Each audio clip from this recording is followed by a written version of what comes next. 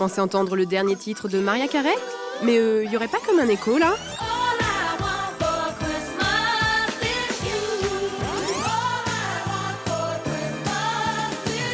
Et oui, cela fait bientôt 20 ans que chaque année, Mariah Carey nous ressort son tube de Noël. Il n'y a que la robe qui change, et pour cause. Avec plus de 12 millions d'exemplaires écoulés, il contribue à faire d'elle la plus grosse vendeuse de disques des années 90.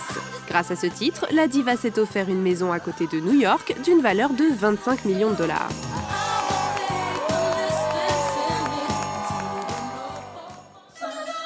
Mariah Carey n'est pas la seule à s'en mettre plein les poches au moment des fêtes. Michael Bublé a vendu 5 millions d'albums, Christina Aguilera 3 millions, et même le chouchou des adolescentes Justin Bieber s'y est mis.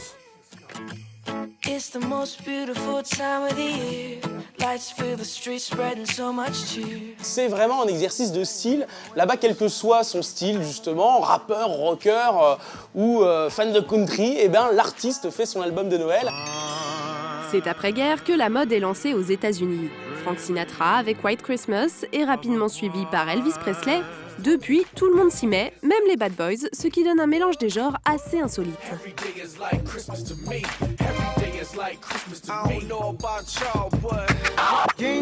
Alors comment ce business profite-t-il aux stars? Les albums de Noël se retrouveront-ils en masse sous nos sapins cette année?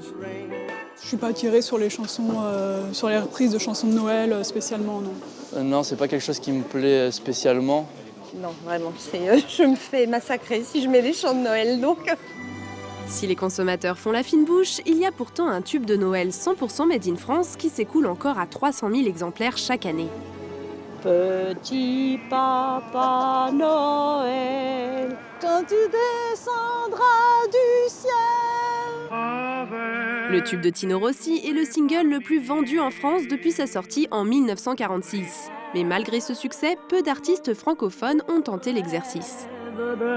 Et il y a une raison à cela. Aux États-Unis, Noël se prépare dès septembre, alors qu'en France, la magie du réveillon ne dure que quelques semaines. C'est ce que nous explique Antoine Guifian, responsable marketing dans une grande maison de disques.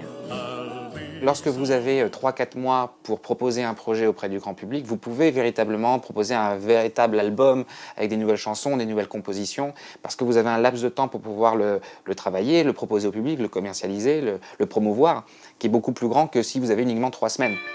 Et si en France, on a seulement 3 semaines, on arrive quand même à créer du business. Les ventes de disques augmentent de 30% sur cette période. Le secret des artistes, sortir des rééditions de leurs albums ou des coffrets collector. C'est l'occasion pour les maisons de disques, pour les artistes, de proposer quelque chose qui fasse véritablement cadeau. Pas uniquement l'album en tant que tel, qu'on peut trouver toute l'année, mais vraiment un produit qui a été pensé pour les fêtes de fin d'année. Tous les poids lourds de la chanson française sont en tête de gondole, Mylène Farmer ou encore Johnny. Mais l'album qui cartonne en ce moment, c'est celui-là.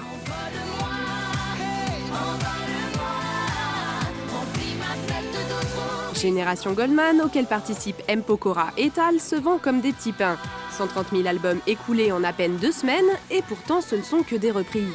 C'est peut-être une stratégie marketing, mais en tout cas, je pense que c'est bien pour Noël, oui, pour les fêtes, pour les gens qui aiment Jean-Jacques Goldman. À partir du moment où l'album est un cadeau potentiel, c'est une période forcément qui est propice pour sortir un album aussi. Ouais. Une stratégie commerciale poussée à l'excès chez certains. Regardez ces pochettes de l'album de Noël de Michael Bublé. Entre 2011 et 2012, la seule différence, c'est la couleur du titre. Cédric Couvez est chroniqueur musique. Pour lui, les fêtes de Noël, c'est l'occasion de faire du neuf avec du vieux. Il a compris que finalement c'était son créneau et ça il ne le lâchera pas, hein, Michael Bublé. On en bouffera à tous les réveillons. Hein.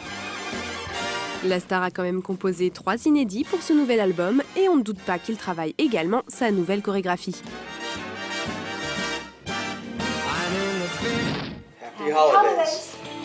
Noël permet aussi de ressusciter certaines stars disparues de nos écrans. Cette année, la palme de l'album le plus commercial revient sans doute à The Christmas de John Travolta et Olivia Newton-John. Pas sûr que ça marche à tous les coups quand même. Moi, je trouve que c'est quand même une vague fumisterie. Ça reste quand même très marketing pour le coup. On n'est pas sur une dimension artistique où les deux, lui scientologue comme pas deux, va me faire croire qu'il croit à la chrétienté et au petit Papa Noël.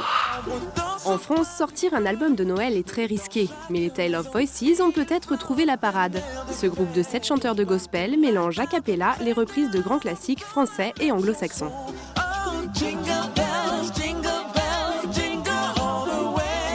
Ça nous permettait de créer ce lien aussi avec cette culture qu'on affectionne particulièrement, et puis aussi la culture française, avec des chants de Noël qui sont bien ancrés aussi dans la culture française.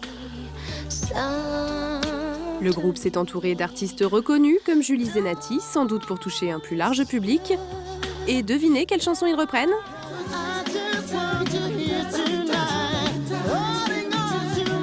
Reste à savoir si les Français seront réceptifs à cette tradition venue des États-Unis. En tout cas, sachez que pour Noël, les artistes ont bien pensé à vous. Alors on souhaite un joyeux Noël à 100% Mag. We wish you a Merry Christmas. Joyeux Noël 100% Mag.